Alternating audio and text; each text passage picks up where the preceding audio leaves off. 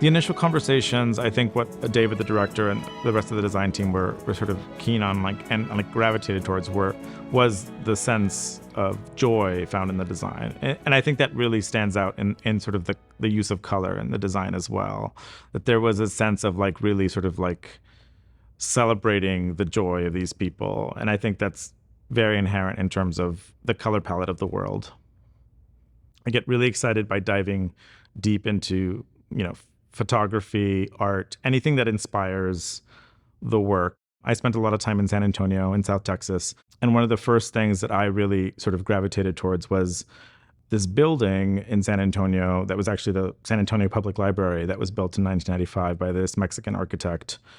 His name was Ricardo Legorreta.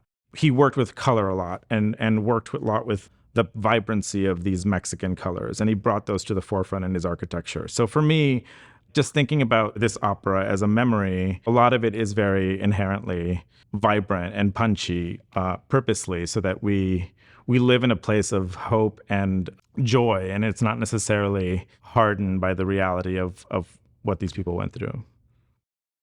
Because the set is such a vibrant sort of representation of these memories, I wanted to make sure that the clothes sort of rooted us in the reality of what these people were actually going through.